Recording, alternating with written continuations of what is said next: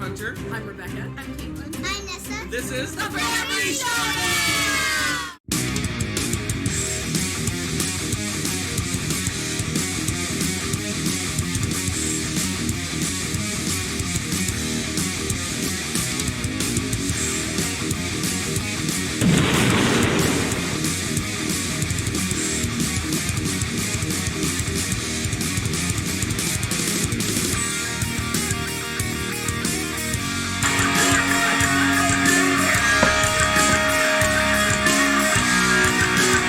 Guitar solo! Still guitar solo! Hello! And welcome. It is time. It's that time of year, folks, where we must revisit the top 100 games of all time, according to me. And I brought along my awesome IT guy and fellow life adventurer who's hiding off screen, Hunter. Alright, I'm here. Greetings, peeps. Alright. So I made some adjustments to our stuff. Hopefully we won't have any issues with the internet. I fixed some things. So hopefully we were all set for an amazing... whatever this is. Oh, that's probably a really good summary of that. Not gonna lie. Whatever this is. Talk. Nice. Yeah, we need some more explosions throughout the whole thing, right? Yes. Awesome. Okay. See the chat filling out. Hello. Yay. Gaming wife working on the pub meeple. Excellent. Speaking of which, that's partly how I made my list. You want to introduce us? Oh, you already did. Sorry, we have a promo video thingy intro that does that for us. You don't know who we are? Watch the intro and pay attention. That's true. Pay attention. Wow, you're aggressive tonight. I am. It's been one of those days. Okay. So yes, it's here. Whimsy. Ban Hector. Whimsy. All right, talk to us. What are we doing here? So, we're going to start off with the top 100 games of all time, according to moi, as of December 2019. Okay? So, today we're doing live. So we're going to kind of start it out, chat about games and stuff, and I'll give you my 110 to 101 as a little teaser tonight. And then Hunter and I are going to record all of the rest of the top 100 except for the top 10. Correct. And then the top 10 we'll do on we'll just have a nice little sandwich of live shows here, and then we'll have the live with the top 10 at the end after you've watched all this fun and shenanigans. There you go. That's it in a nutshell. So I hope you had a great evening. No, I'm just kidding. We're just getting started. Teacher Rebecca, that's right. Don't make me use my teacher voice. Okay. In fact, that might be why I'm a little froggy. I don't know. Let's see. So, this was interesting. And I'm still revisiting my list this year, looking at People things. are looking at your list. They're seeing if they can read it. Are you serious? That's lame. Lame. Hello to those joining. Only you would do that. I know. Yeah. Okay. Give the 100 in Latin. You guys wouldn't watch that for more than 30 seconds. Since games are proper nouns, they would be as they are, right? Yokohama, Bruges. You're reading your list! What are you doing? You're spoiling your own list! Fonda. I'm just reading random names. Oh my gosh, now they know 5 games that are on your list. You don't know where. Alright, how'd you make your list? Airlines I say knowingly. I say knowingly. Did you stalk me, sir? No. So, no, he knows what I did. Because, he helped me, actually, a little bit. We went through. Okay, he did a lot of work. Because he's Mr. Stats guy. He's good at all this nonsense. So, we went through, and he grabbed all my plays. And we checked and made sure that all the games that I played, not just the games that I owned, are in my thing, okay, in my master list, because in the past I tend to go off my owned list, and then I missed a whole bunch of great games that we had just played but I don't own. Fixed that problem this year. So we went from there, and then we knocked it down. I knocked it down 280? I think it's 200. Oh, I knocked it down more than that. No. No, I didn't. Yeah. What number was it? 282. Uh-huh. So I knocked it down to 282 games. Yeah, it was a lot. It was more, and then we're like, nah, that's too much. I'm keeping it under 300 because that's a lot of clicking, decision-making. And where were you clicking? Nonsense. Pub Meeple on their lovely little app thingy that they have where you can do a board game ranking, which is cool because you can take your Excel sheet stuff. You can read this all you want. It's not from 2019. Man, she's feisty. I just said. Anyway. Pub Meeple. So, yes, Pub Meeple, and you have to make all these choices and stuff. But you can download an Excel sheet or you can pull a BGG list and just put it right in there so you don't have to go in and individually, like, peck out all these board game titles. Because that would take a while. That would take longer than you making these decisions to rank the games. Just saying, that's a long time. And I type fast. That still would be too long. So, went ahead and did that. Then went through and I'm just triple checking as I go through now, making sure that there isn't some insane thing where I'm like, say what? You know, Viticulture's ranked 300. You're spoiling all your lists, aren't you? What did I say? Did I say Viticulture's ranked anything? No. Okay, it would be a crime if it was ranked 300 now, would it not? Yes, it would. Exactly. I am surprising absolutely no one here. Oh my gosh. I think somebody's punching, not just pushing my buttons, he's punching them this evening. He's like, hey, does this bug you? That's what I'm here for. Mm-hmm. Yep. Okay. So that's basically what I did with the list. Yeah, it took a little while. Okay. Because, I mean, we're going through and putting all the stuff. And then, what else we did is printed out a copy of my top list from last year. And then as I'm going through, I'm comparing where they've moved from the year before. Or if they're new. All that kind of good stuff. Okay. So that way you get some fun facts about random things while we're going. Okay. Is there any trends or weirdness you saw with this? Because I know with our resolution of playing our board game collection last year, I know we didn't play a lot of new games. We probably only played maybe 50 new games, 40, 50 new games last year. Maybe For us that's pretty low. I know that sounds more like than a that. lot. Maybe I'm undercutting this. Maybe more like 100 new games. But normally we play several hundred new games in a year. Yeah. This was... the resolution changed my taste somewhat in what I like to play. That was an unexpected thing. I think part of it because we're going through and I like to replay games. And with this resolution, we did not do that.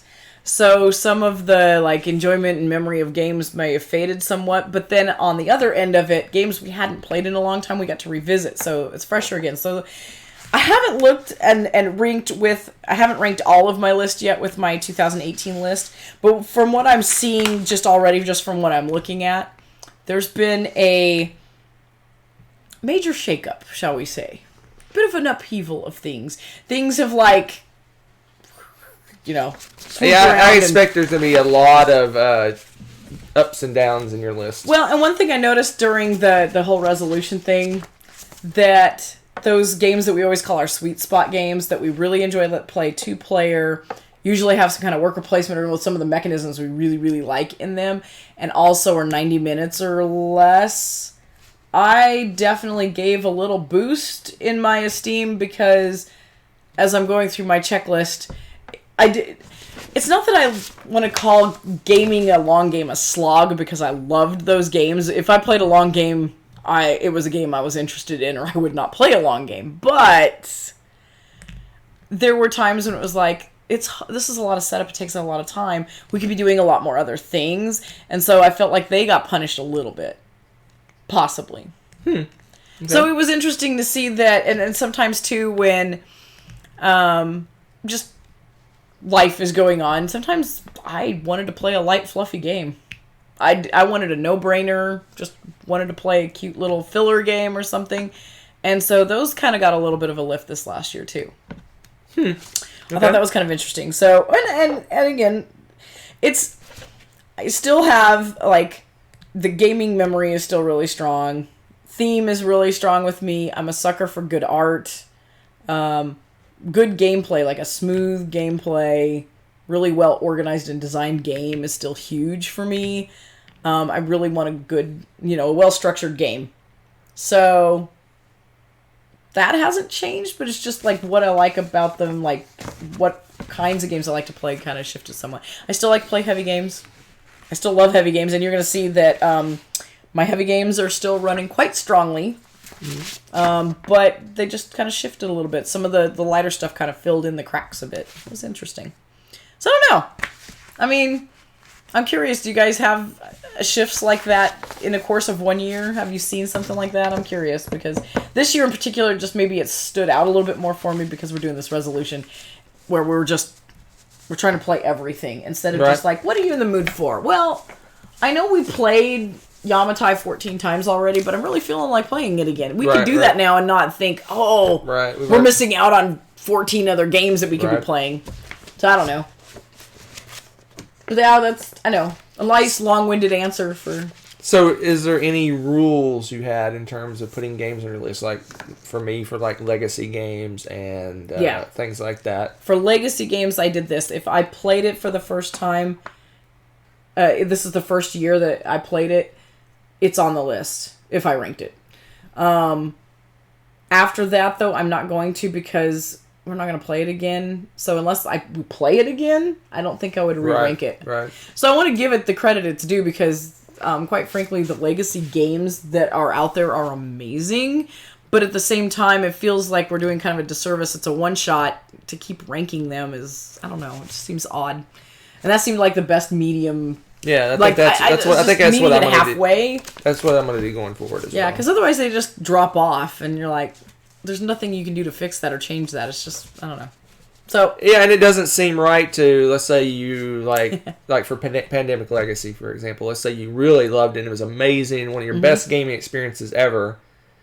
So you should let people know. Yeah, how awesome it is, right? You want to rank it. But you don't want to go, okay, last year it was my, 15 and now it's my 50 because I haven't played it in forever. But it's not really your 50th favorite game, right? Yeah, it just doesn't seem fair. Because, I mean, the other thing that I always kind of laugh about making a top 100 list because I'm like, sure, talk to me next month. It's going to be different. Because it is. Right. This is such a fickle thing, really. And it's your state of mind at the time, too, right? Totally. If you, if you have heavy games feel daunting at that moment, you may kind of push them down a little bit, right? Yeah. Even though it's all kind of subjective. It really is subjective, but at the same time, I think it gives you a little bit of thought about, what makes a great game to you? What is a great game? Obviously, it's more than just one thing. There's a whole different, because, I am an omni gamer. I like to play everything from really silly, light little games. I'll play Flux. I don't care. I'm not ashamed. But then I will also go play Twilight Imperium, and I will eat that up. So, I'll play anything in between. So obviously what definition of a good game, it's not going to match for, I don't know, Targi versus Fireball Island versus, War of the Ring. Right. 3 very, very, very different games. So 2 comments. One is they like that your pen matches your shirt. That was not intentional. And I stole this last minute off his desk. One of the changes I made to try to get our thing not to have buffer problems and weirdness is there's a longer delay. Okay. So if you ask a question and we answer it seems like oddly, it's because we have a longer delay going on to try to stop the whole frames dropping and stuff. So I made some adjustments and that's one of them. Cool. So that may help as well. So if we don't get your answer, a quick question immediately, then it's because there's I think it's probably a 30 to 45 second delay at this point. Yep. Ooh, I see comments about Giant Takanoko. That game looks so cool in giant form. Oh. So to reiterate what she said before we jump into her 110 to 101, we're gonna do the intro. This is the introduction. We're gonna do it live. Then every Tuesday and Thursday is the plan. No guarantees. Every Tuesday and Thursday, another pre-recorded video will be released, and it's going to come out at 1 p.m. Central, U.S. Central Time, 1 p.m. Every Tuesday, we're going to have our normal live show. This is not going to interrupt that, but we do have the Dice Tower Cruise coming up, so we will miss whatever the last Tuesday in January is, so we won't be on. But again, go if you want to know what shows are coming up, when they're playing, when they're going to be released, go to our Board Game Geek Guild, which the link to that is down in the description. And I have a calendar of upcoming shows, so you can keep track of where we are, what we're doing, and when things are coming out. Because he is awesome and keeps track of that. I try to get on there occasionally. I'm terrible. Sorry.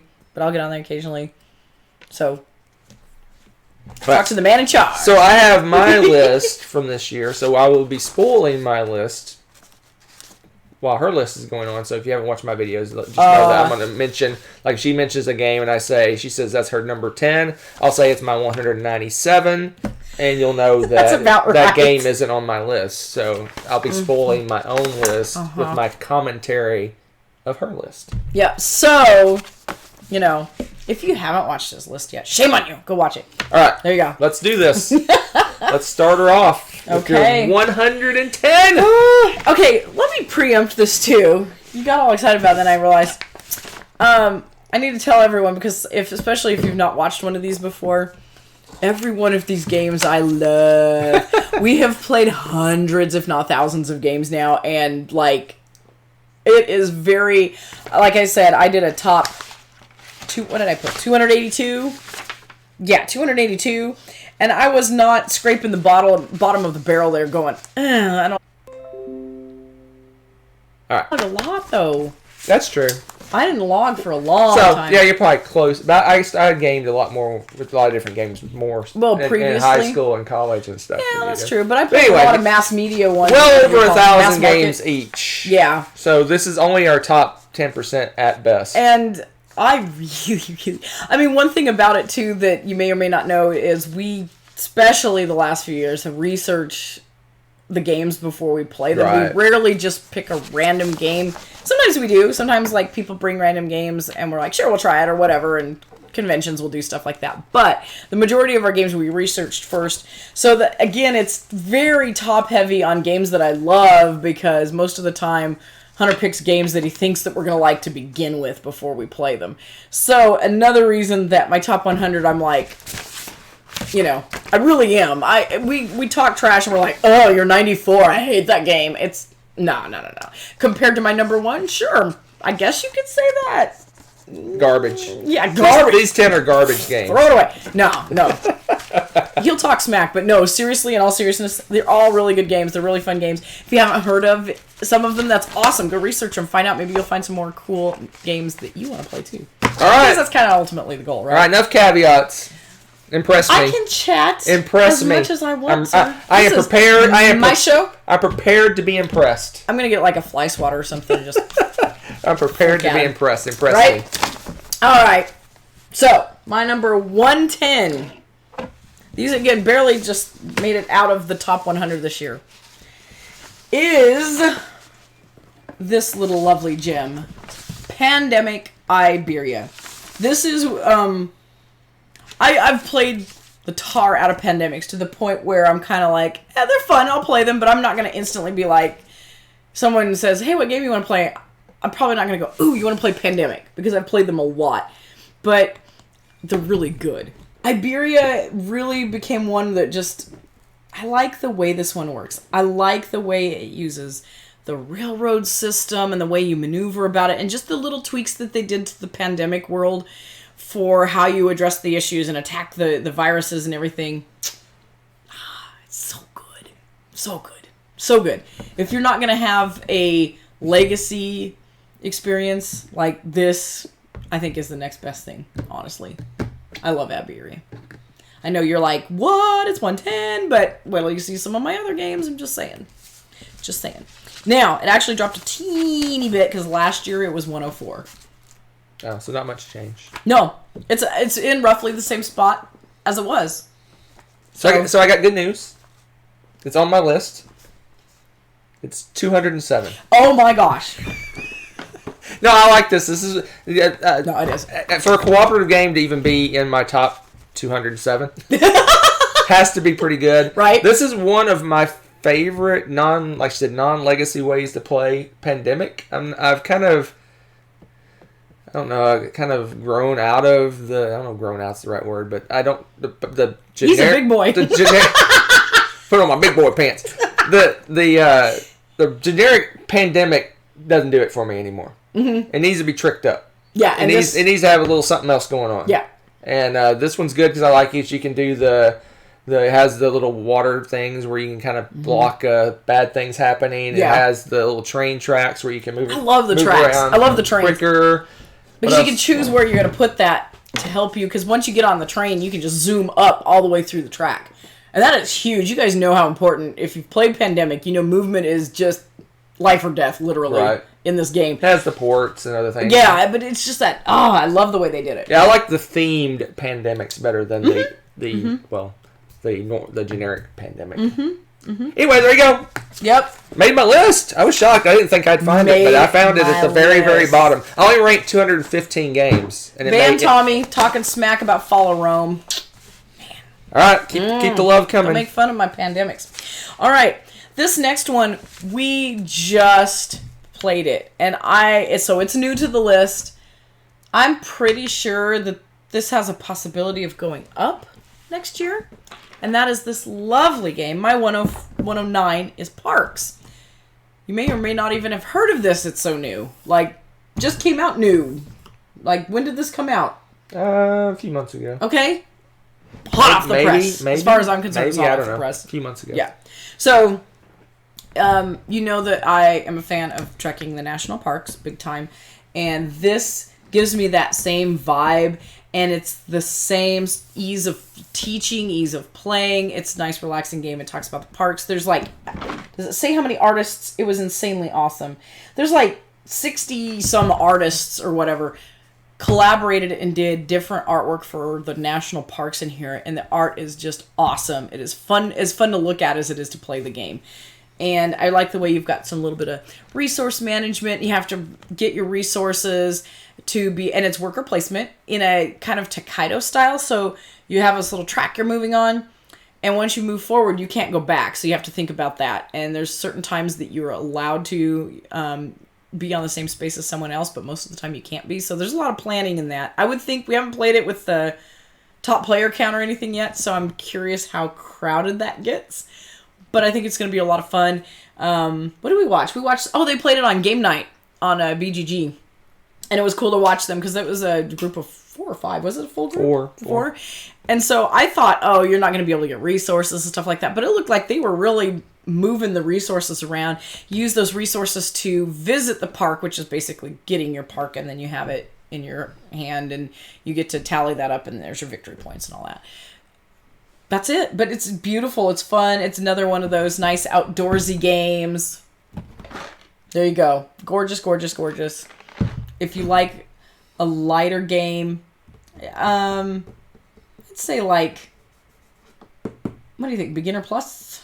It's a little bit much for, I think, an intro game. It's kind of intro, but then it's got some weird rules. Well, it's got some situational things, like if you get this, then you get this. There's a little bit of chain reacting that you have to keep track of. Oh, yeah, the canteens. Yeah, it's a little bit much, I think, for a beginner, but beginner plus. It depends on the person. That's true, and if they play games. So keep that in mind. This one didn't make my list because it wasn't played yet. I haven't played it when I made my list. So. Yeah, would it make my list? Maybe top. It would have made the top 215. Maybe. Nobody's perfect. Maybe. No, it's a good one. I like it. I knew you'd like it. As soon as I saw it, I'm like, I got to get that for her. And she got it. Yeah. Oh yeah. I think it's a Barnes & Noble exclusive at this point. Really? Maybe. Hey, go get some cool books and a board game. It's like a win-win. So yeah, there you go. New to my list. Now my 108 is quite the opposite. I think it's probably been on every top 100 list I've made. And it did kind of a tank. And I think part of the reason it tanked is we did not get it played during a resolution. Nope. And I think with another play, it's going to bounce back somewhere in the middle. How rude. And that's Power Grid. It dropped. It was number 60, and it's now 108. And again, I think part of it's because it didn't get played. And I had some really crazy good games. We haven't played this for a couple of years. Yeah, and honestly, it's a good game. This is one of those that, to me, I think is a classic evergreen that is always going to be in the like awesome board games to own kind of thing. I mean, everybody's got their copy of Monopoly somewhere, but I think the board gamers and stuff are going to have stuff like this in there. This is like the mathiest game that I really like, I think. Well, there's a few more that are kind of mathy, you'll see later on. But this was the first mathy game that I thought, how am I going to like this? This was like balancing the budget, the board game, blah. You know, you'd think, oh, that's not going to be exciting. I have to sort my money so that I can buy certain things to make certain energy and this and that so I can power all these cities. Math. But it is so addictive, and you go through and you're planning out your turns, and we're fighting for these limited resources, and it's just amazing. And it goes faster than you think it would. It's just a classic. I think it's classic, and I don't find very many people that just hate this game, to be completely honest. It's one of those magical games that you would think would not be as cool as it is. I don't know. I mean, do you think the theme is like, oh, I see the theme and I'm fascinated by this. I want to play this game. Yeah, it seems. It doesn't. Like, I mean, if you just take a step back and look at it, it's like you said. The mechanisms are all money management, basically. Yeah. It boils down to money management and resource management, and then you got the theme being you're an electric company making power stations. But it's awesome. Yeah, it is. It's my number 75. And Yep. it's consistently been around in the 70s for several years now. So it's kind of, I think, locked in at that point. Yeah. But we do need to get it played, and I actually want to play this. I don't think we've ever played it with more than 2. I don't know that we have either. Oh, yes, we have. Oh, you're right. We did one time. We did. It was a long time, though. Yeah. It's been a long time. We played it once with more than 2. Yep. I'd like to try a higher player count game again of that. That would be interesting because, again, the economics when that gets so tight, it's a struggle. It'll be interesting. Yeah, Zareth, that's kind of how it's been lately for us. We used to play it several times, and then it just kind of tapered off as like, oh, yeah, that really good game. And then we just gonna pause there, right? Right. Yeah. It's weird. But I suspect if we get some more plays in with that, it's going to bounce back somewhere in between where I used to have it and where I have it now. Right. So, which, that's only, 48 spaces of gap that it could be in. Whatever. So, all right. A heavy hitter of a different sort is my number 107. This one oddly went up 3 places. It was 110 last year. And that is this monster that I can barely palm. Look how thick this is. This is ridiculous. Feast for Odin. It's a beast. I think it's basically in the same spot. I mean, 110 to 107. At that point, potato, right? It's a solid. It's Uwe. Solid as in heavy solid. This is ridiculous. There's okay, how many pieces? Do they tell you how many pieces on the back of this? Because they should. They should have, warning, contains 10 kabillion pieces. Kabillion is the number. I'm pretty sure. Let me show you this. Oh, jeez. Maybe I'll show you. Oh, yeah, I'll show you. Look at this. Okay. I'm going to show you the boxes. So, one thing that they did, it was really cool about this game, is they give you these cool little trays. Little do you know that these multitudes of trays have double-sided pieces in them. Different double sides. So you flip it to the other side, it's a different resource. Do you see all of this? Now you understand my pain. Okay, I love this game. I think one of the reasons that it stays just out of my top 100, though, is the setup for this. Granted, for the most part, you can keep them in this tray. Thank goodness. I love the puzzly aspect to this game. You've got this nice, you have maps, and you can get more as you fill them up. And you have to kind of Tetris these pieces in, but there's some fairly complicated rules about how certain ones can touch and certain ones can't. There's spaces on the board you want to leave open because if you cover everything around them but that space, you get these cool bonuses. Or you can cover it up and forget about all that noise. Your choice. And then you go in and victory points get taken away based off of what you haven't filled in on your map. Oh, you missed one. And yeah, it can be really rough. It's a lot of puzzly Tetrising. But it's a lot of fun, too. And every round you have to provide food for your buddy Odin. So you got to do that. And again, there's rules about what foods in his little lineup can touch and whatnot. Because apparently he's a picky eater and he doesn't like his foods to touch. I didn't know that about Odin, but you learn this in this game. Am I wrong? Not wrong. That's right. 2 comments. Yes. 1, there's 286 goods, just the goods tile. There you go. Just 286. That's insane. That's just the goods tiles. And it's my 73. So apparently your 110 to 101 is hovering around my 70s. That's interesting. That's interesting, actually. That's the trend so far. I like this game. This one's just a hard one to get to the table. It is. And the reason is that, the 286 pieces. Because the rest of it is so good. It's another one of those where, as you're going to choose, make your decision, there's nothing but good choices. He's got this board just chock full of good choices. Do I go here and get this bunch of cool stuff, or do I go over here and get this other batch of cool stuff? And it almost will cause AP just pulling the game out. What? It can be an AP nightmare, an analysis paralysis, death trap of goodness, because there are so many choices. You kind of need to just be like, suck it up, pick the first cool thing you see that might work out well and go with it, or else you'll be here all day with this game. So what I find the toughest choice, though, is do I spend 1 worker and get a crappy action, or do I spend 2 workers to get a slightly better action? Do I spend 3 workers to get a really cool action? Or do I spend 4 workers to get an amazing action? Yeah, and that's where it's really tough, because then you're like, I used all my workers already to get this really cool stuff, and then you're like sad because everyone else is like, dee dee dee dee dee, but then they're getting a bunch of crummy stuff. It's not worth it. Yeah, it's fun. Super fun game. Just have to fight that there's so much work to get it ready attitude. That's probably what kills it the most. So there you go. So my next one, tanked also. Again, I have a lot of tanking in this. There was only that one, honestly, in my list that went up, and that was Feast for Odin. The rest of these dropped. It was my 47. Whoa. And I think... You hate this game now. Yeah. I told you he'd say that. I think the reason that this is now my 106 is because we didn't get it played, and so my memory of it is fuzzier. And if I don't, again, I told you guys, if I don't have a really good strong memory of playing it and how it worked and how it clicked for me, then I tend to punish those games. And that's Raiders of the North Sea. And I like this game. I like this game for one reason is the worker placement aspect of it.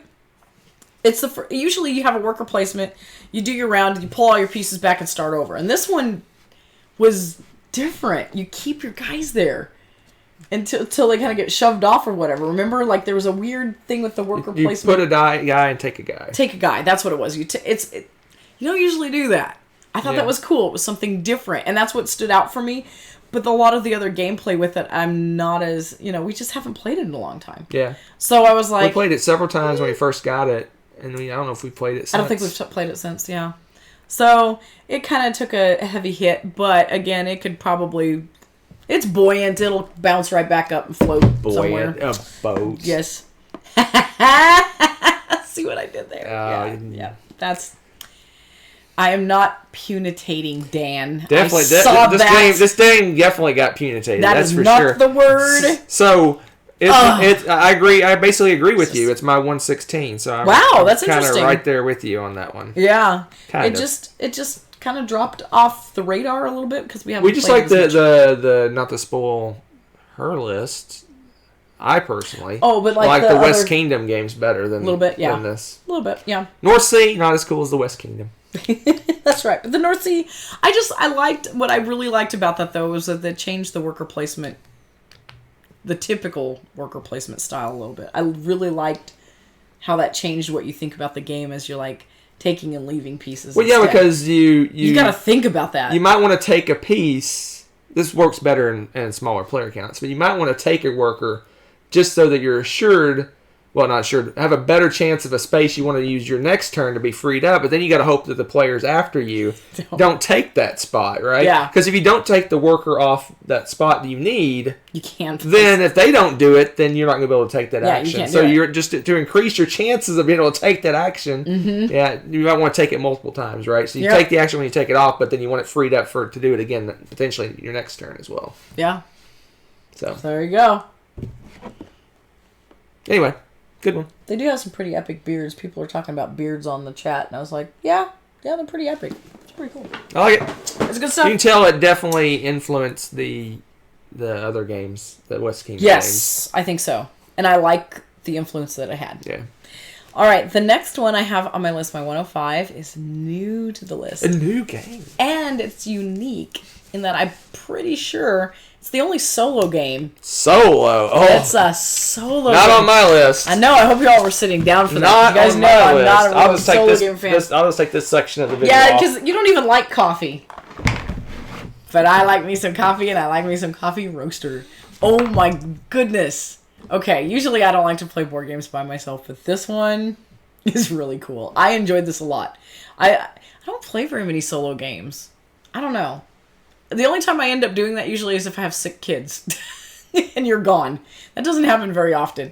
I really, really, really, really enjoyed this. So, yay. Thank you, Stronghold, for bringing this out, because you've got... It's neat, too, because it's got a difficulty scaling. So once you kind of get an idea how the game works, which for me, apparently I'm slow. Took me a little while. But then you can kind of go up and do these different types of roasts, and it's different levels of difficulty. And I really like the way they do it. You got to see this. Everything about this is so cute. I also learned things about coffee that I never knew, because they have all sorts of fun little tidbits about, from the green coffee bean to the roasted bean. They have a whole thing about the styles and all the roasts and blends and this and that. I didn't know any of this nonsense. So I learned all that. And it's got a nice little thing here to hold my cards. Tokens free in here? Yeah, probably. They probably just got loose. But I like these little cards. See, Spoilers! It's not a legacy game. Ignore him. Sorry, I'm entertaining. You are. See, but what's cool on the back of it, it shows you what region of the world it's from. Hopefully you can kind of see that. It's got the map. It has a little description about it. They can see the map. Okay. That's the point. And then on the other side is all the gameplay stuff, like what you're going to need to set up, what your goal is, how you get your scoring at the bottom. It's pretty cool. So you have all these nifty little cards and this nice little envelope. And then I really like, it's just cute. Measuring stuff for the whole, roasting process. But then you're putting everything in a little coffee mug! It's ridiculous. The theme's great. I know. I kind of nerded out on it. It's a lot of fun. I'll play it a lot. There you go. I won't torture you too much with Coffee Roaster, but there you go. I have absolutely no comment, because A, I haven't played the game. B, I'm unlikely to ever play this game. And C... Oh, we got a C. And a C... All the above? I like the fact that the designer is like Cher has a one name. Sashi. I like it. It does sound like a fashion designer or something. I assume that's the designer. Brought to you by Sashi. I love it. That's the only comment I have, is that he or she is the Cher of it doesn't matter design. Because they are Sashi. That does bring a little extra, something to it, right? Doesn't it? I love it. That's all I got. Huh. Your conversation stuff. This is why we keep him around here, man. He is the flavor. Okay. My 104 is also new. Hey, I actually have a question. I have a question. Does it have an insert in the box? Yes. I will show you said insert. From Sashi. From Sashi. Oh, could it be Bonacore, though? I don't know. Did he do inserts? Does he help with all that stuff? I don't know what he did. Who knows what Steven does? Yeah, it's got a little insert. What's cute about it is it has them labeled for you, too. Like, in the bottom, it tells you what beans go where and everything. So you just plunk them in and play. Obviously, right now, it doesn't have a cover. That's the only thing I wish it had. I lay the bag across the top to kind of help prevent what happened from happening, where some of the beans just kind of go hog wild, because obviously we don't store this horizontally, so oops, the beans go everywhere. But it's really easy to set up. They're easy to read.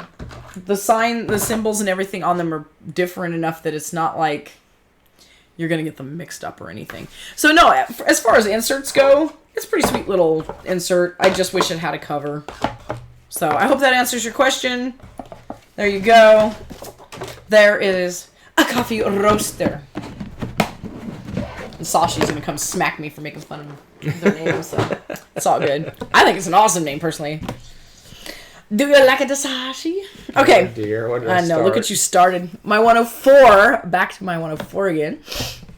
Anyone else have questions before I move on? Okay. They're making comments on you being a Latin teacher. Okay. I think you said you were slow, and they said, how can you be slow if you're a Latin teacher? I don't know, ask my students. And then Jobby said, well, she is 1,000 years behind. Wow, Jobby. I like that. It was a good joke. You've been talking with him? Okay. Anyway. All right, 104, right? 104 is a new game to the list. No.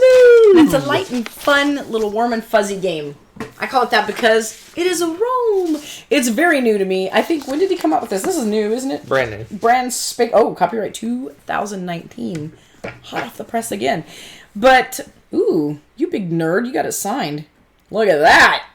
So, this is Ryan Lockett's art. I love his art. I love it. I like the color, the warm colors he uses. I love the way he draws the little people, his little world.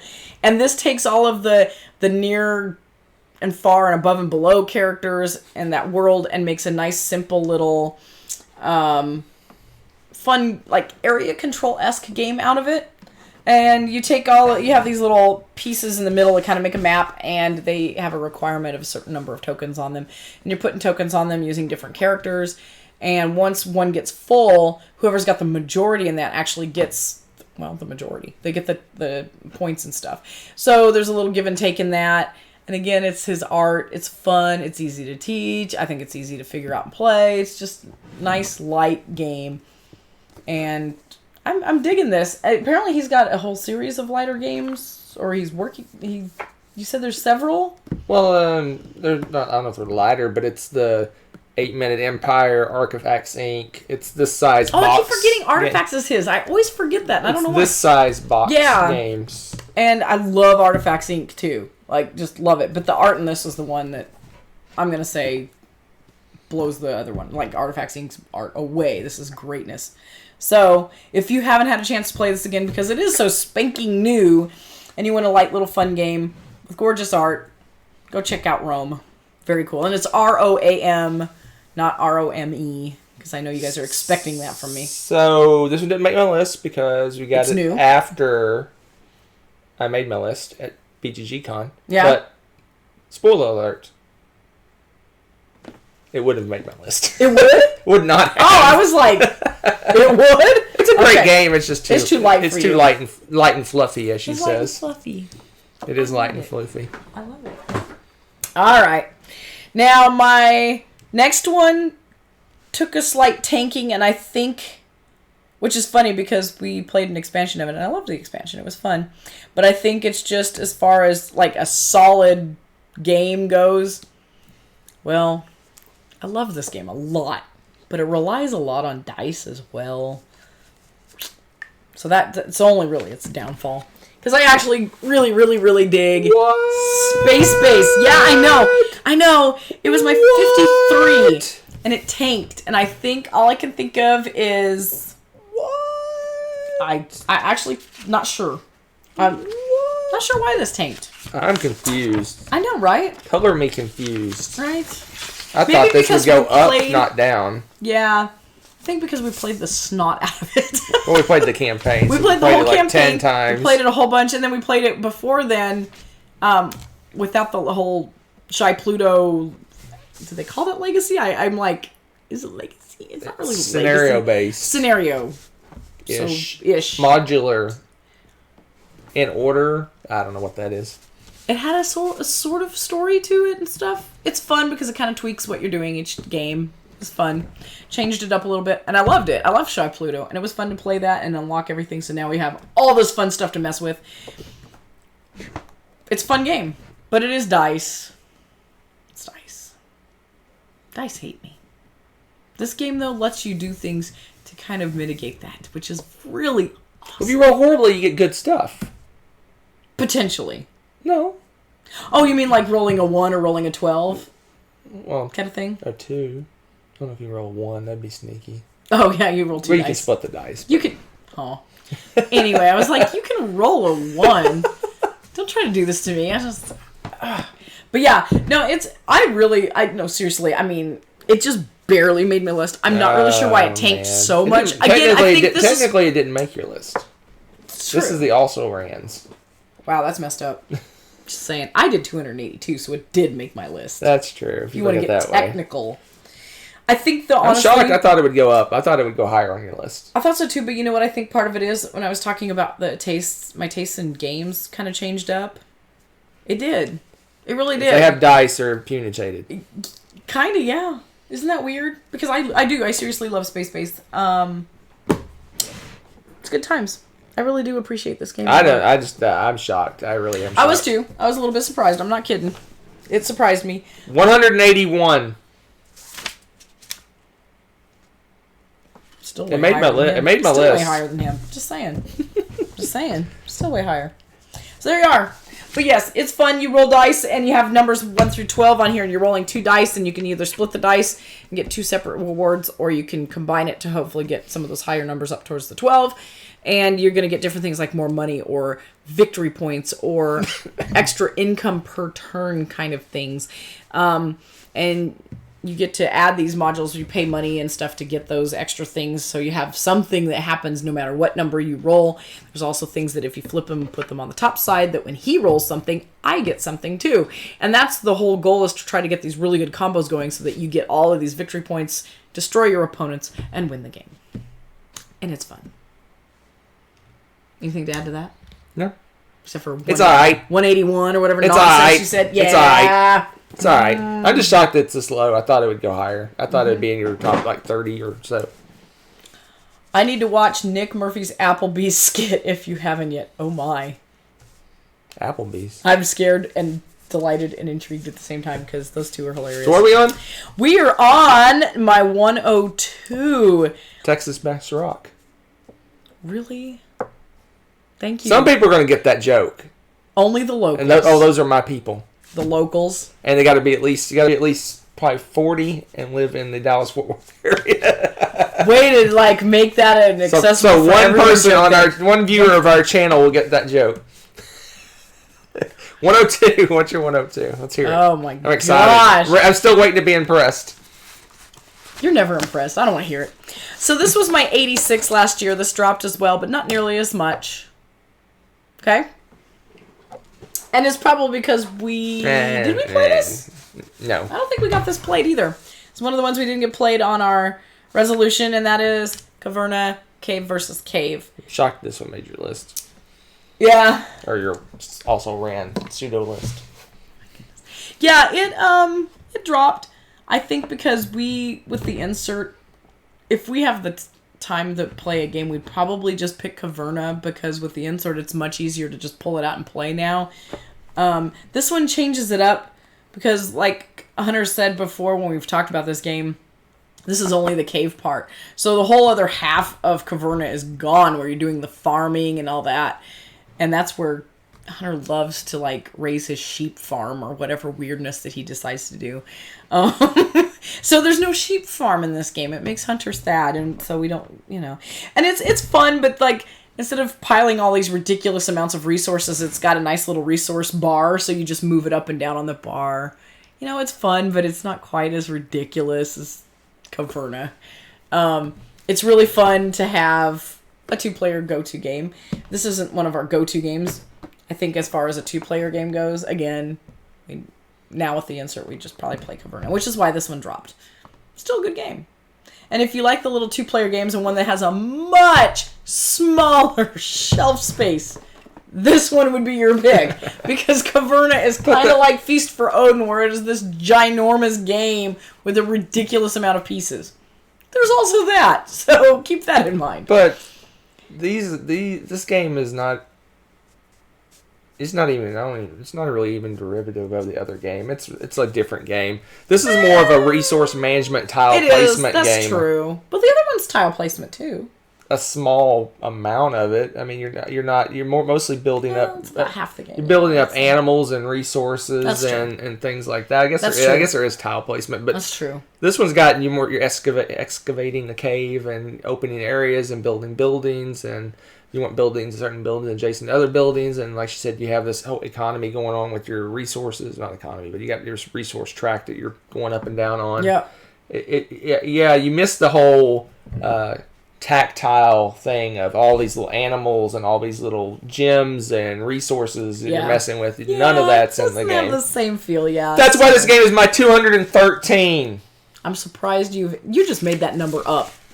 I don't know what it actually is. You actually went that far. 213. You just looked up, like, what's the worst possible ranking I could... Slightly above Mage Wars Academy and Isle of Skye. Spoilers. Nice. It's alright. It's okay. Stuff. It's okay. It's good stuff. It plays quicker. It's easier to set up. It's designed for 2 players.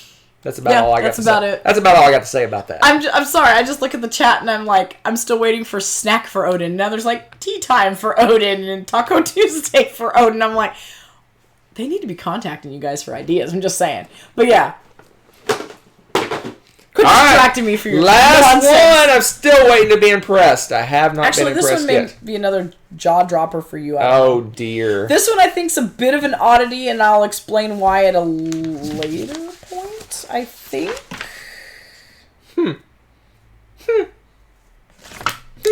Yeah, it's kind of funny. I'll explain this a little bit more later. It's my 101. It dropped from my 55. Oh dear. Punitation. Stop it with the lots of punitation. Words. It's the night of punitation. Any of you that are trying to do English, don't listen to Hunter. Okay. But it's Century Eastern Wonders. I'll just to give you a tiny hint of a spoiler, the other Century games that I have are ranked right next to each other. Later on, you will see them and hear about them.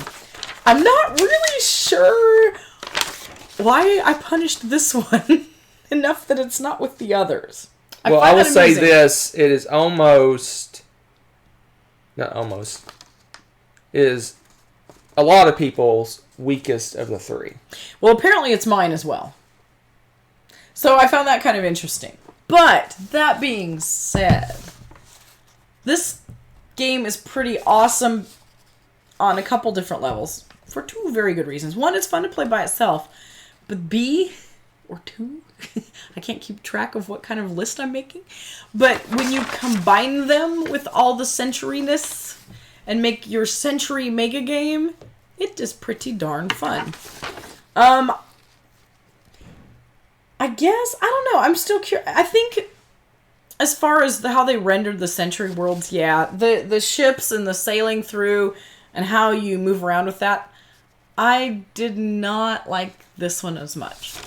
But again, in combination with the other Century games, it is a really cool element to add to that. So, I'm going to call it a slight weird anomaly, but at the same time, it's kind of where it should be, because it fits into 2 different categories. And all will make much more sense when I actually talk about the other Century games, I think. Right now it seems a little bit mysterious, but there's a reason. So, there you go. And yeah, Sarasong, you mentioned that, and I thought about that too. I might, in the future, keep all the Century games as one.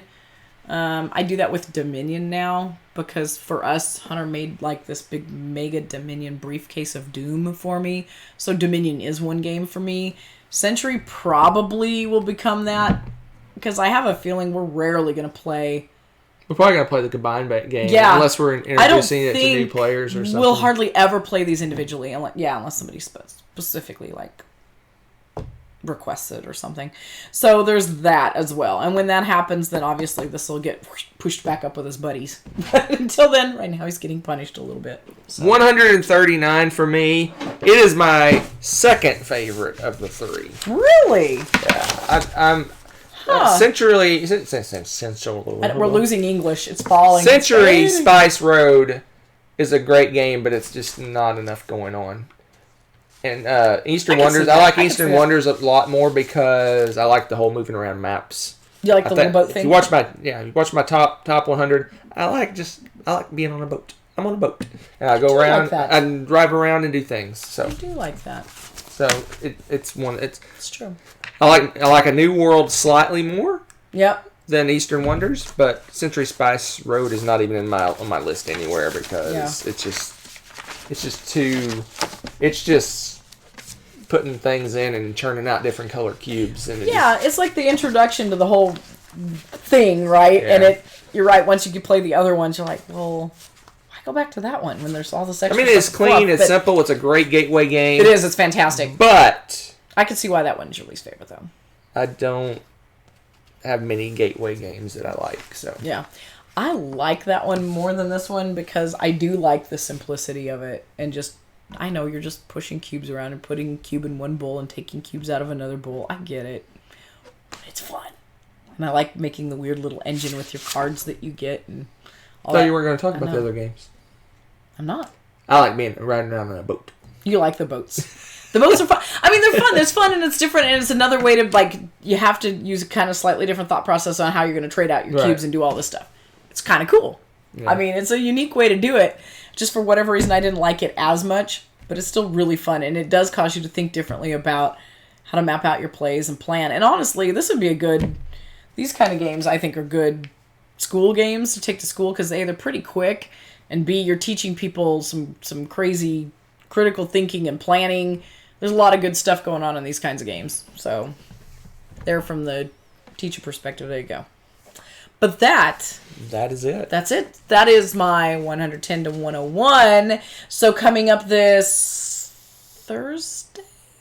Is that right? What? In 2 days. Yeah. Into this filming. Yeah. Yep. It will start. It has begun. Assuming everything goes well. Because we have not recorded it yet. Since we're ending, I'll go ahead and say a few things. One, next Tuesday night, will not be top 100 stuff because we're pre-recording all those. It's going to be our normal, what we call variety, whatever show. We haven't done one of these in like a month. What? So we're going to have a lot to talk about. We haven't played a ton of games, but we'll have a lot to talk about because... Games. So. Games. But somewhere in the way future, like 4 or 5 weeks from now, we'll have the live top 10. Yes. The end. So we'll bookend the videos. That's it. Books, board games. Anything else? Any words of wisdom? Any words of encouragement? Any exciting Latin sayings? Anything? So random. Ad astra per aspera, peeps. What? Ostrich? What did you say? You asked for Latin, you guys. Ostrich, everyone. Turn off the witnesses, dear. Bye! We'll see you soon. Have a good one. Thanks for joining us, guys.